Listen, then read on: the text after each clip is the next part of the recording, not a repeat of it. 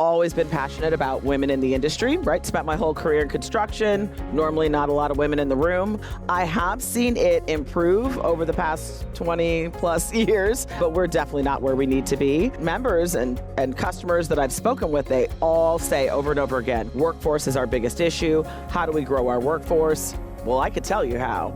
More women. Anything I can do to continue to elevate and celebrate women in this space, it is 100% one of my top priorities. How do you find those people that can help you get to where you want to go and you can learn from? Because that can sometimes be tough for people in our industry. I know it's tough because I've really never found originally a mentor.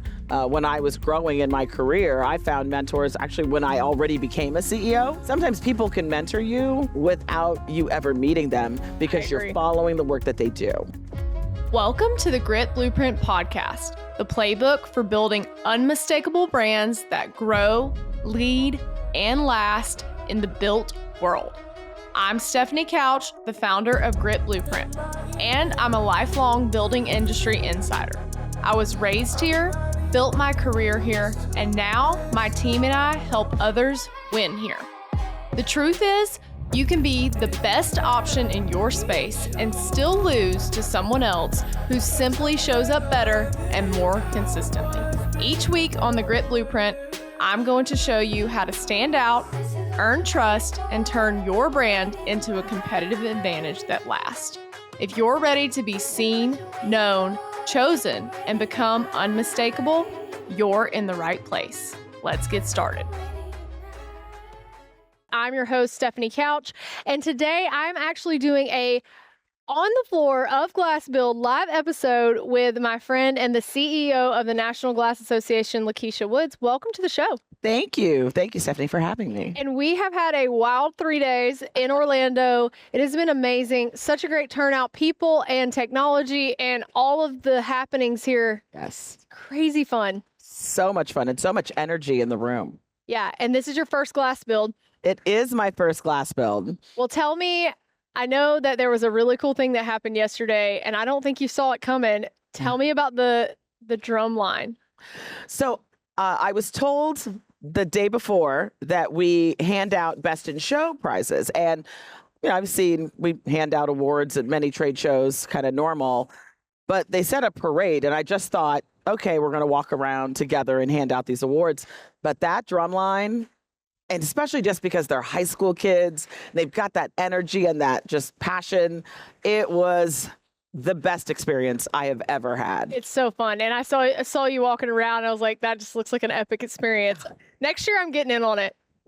Next year, I'm going to dress appropriately for the walk. I was like, I need an outfit just for this event. Oh, 100%. We can work on that. Oh, yes, sure. I'm sure I will consult you at a whole other level. I love it. Well, I am excited to talk with you. We met a few weeks ago for the first time at WDMA, and obviously we're here at GlassBuild. There's a lot of cool things happening in NGA right now, and you've got some great partnerships going. You are newly appointed as the CEO. You've got a great team. What has been some of the things that you've seen here at GlassBuild, or some of the buzz? Like we just had the Women in Glass. Tell me about that. Well, I've always been passionate about women in the industry, right? Spent my whole career in construction. Normally not a lot of women in the room. I have seen it improve over the past 20 plus years, but we're definitely not where we need to be. And I know that members and customers that I've spoken with, they all say over and over again, workforce is our biggest issue. How do we grow our workforce? Well, I could tell you how. More women. Yeah. And so anything I can do to continue to elevate and celebrate women in this space, it is 100% one of my top priorities. And also just improving awareness of this industry. Because again, spent my whole career in construction, had no idea that this show existed. And my friends that are still at all my previous associations said, GlassBuild, what's that? And of course, now they're seeing all my social, they're like, oh my gosh, we have to go to that show. Like, yes. And we need to partner so that we can elevate this show, the presence, and the people who can be in the room. Yeah, absolutely. I think partnerships are one of the ways that I've seen personally, I've seen so much success from that. But, you know, there's a lot of different associations. There's a lot of shows. And when we start to collaborate like that, really cool things can happen because usually there is enough difference where, you can learn so much from each other. What type of partnerships? I mean, you're saying partnerships, you're talking about people in the industry. If you're out there listening and you're like, what is GlassBuild? What is NGA? Who should come to the show next year? Well, one of the things I'm hearing from our exhibitors is they want more architects to attend. And so we invited a few of my architect friends. I think I know, a few things about architects, right? And so I invited a handful. And it was great to see their reaction as soon as they walked in and they came up to me and they said, I've never seen anything like this. And then they turned to the other architect, like, have you seen anything like this? No, this is impressive. And then they started asking them, so wait, is like, how much does it cost? Like, is it always this time of year? And they really were inquiring into how they can to do more. And one of them was like, came in with a list. I need to meet a decorative glass company. I need to meet this. She had a whole list of what she wanted to see. And I got a text this morning. She's already doing business with one of our board members. Wow. I said, that's what this is about. And they said, we are going to give you a list of all the things we can see that will change that perception or increase awareness among the architecture community. And that's just one audience that I know our exhibitors have said they want. There are other industries that don't have a conflicting trade show date, so we can partner and not impact their business and not impact ours.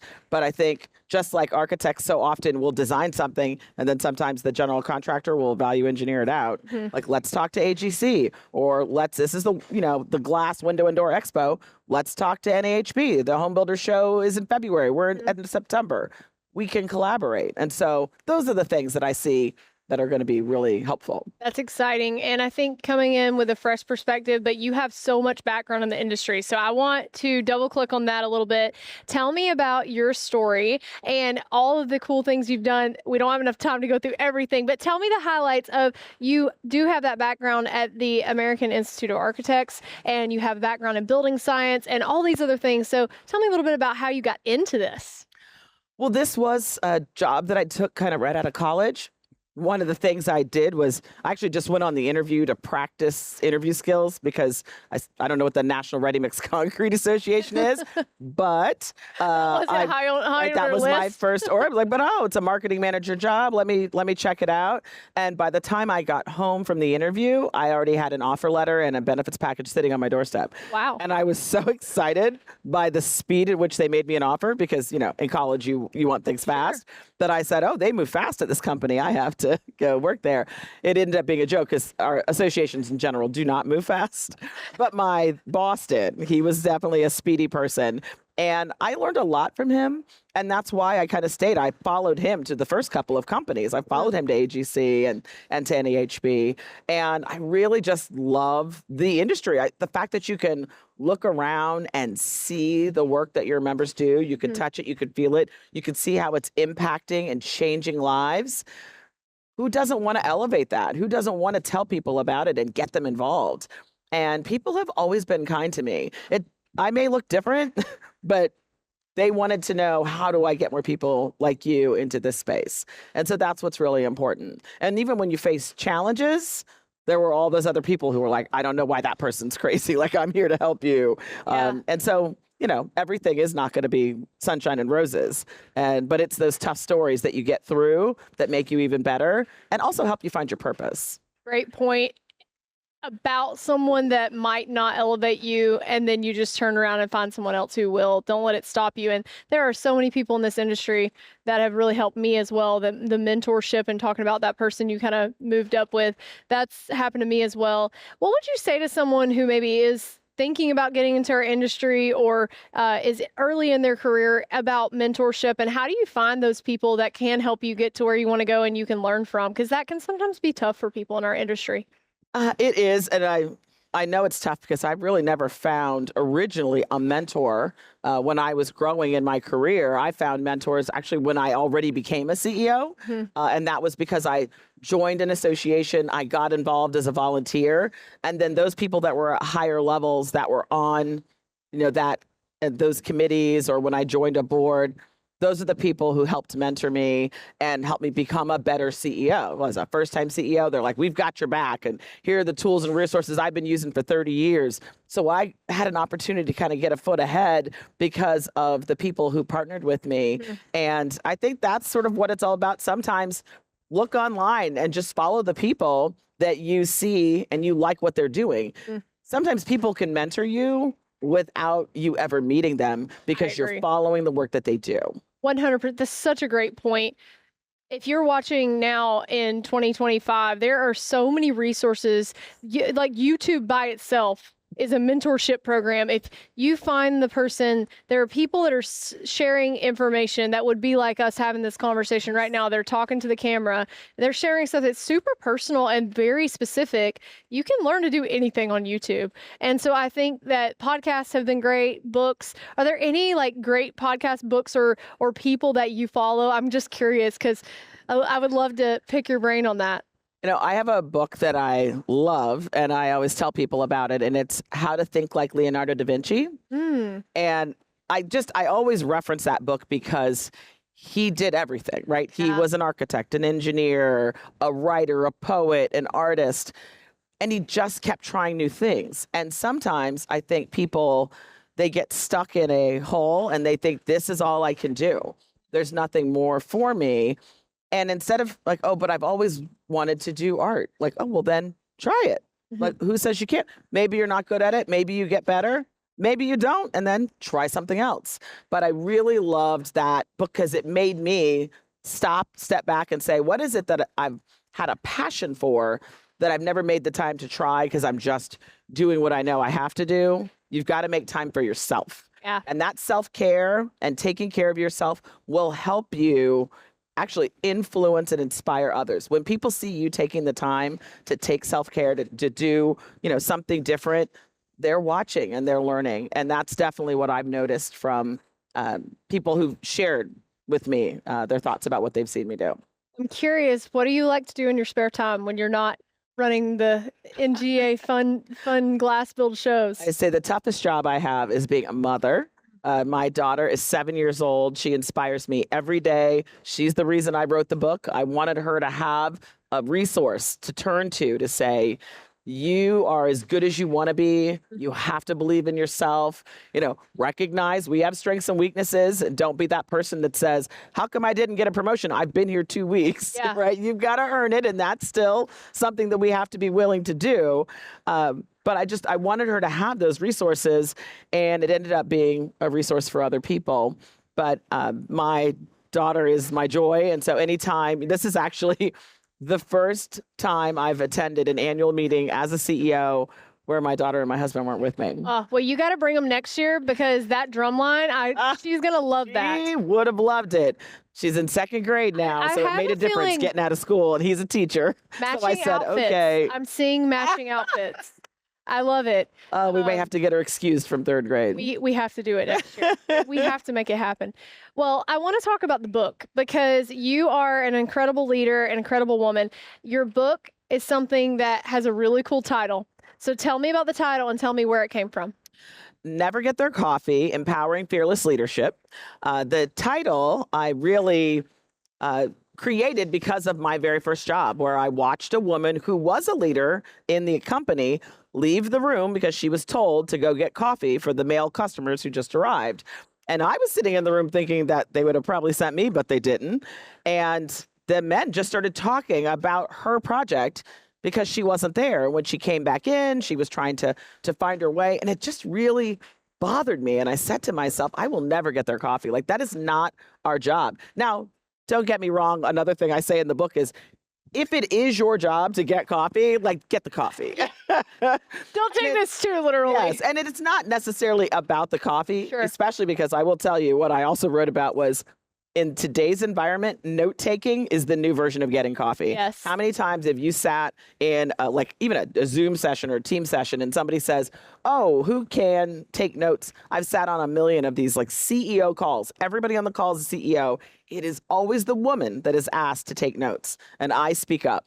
I don't know, like, Ryan, why don't you take the notes. Yeah. Oh, yeah, let's take turns. Now we have AI note takers, which are the best thing that's ever happened to me. Very personally. true. I love it. Well, the premise of that is so important to think about what are you doing and what is your job and how do you stand out in that. We talked a lot about today in the women's event about visibility, about using your voice, about standing in your power. What was some of your takeaways from today and what excites you the most about this Women in Glass initiative? I just love that everyone, you have to acknowledge when there is a challenge and when we aren't where we need to be. Everybody said, hey, our numbers aren't big, but they're growing. And also I loved the stories that people told me about events that they're doing locally, bringing people together, companies that are bringing women in their office together.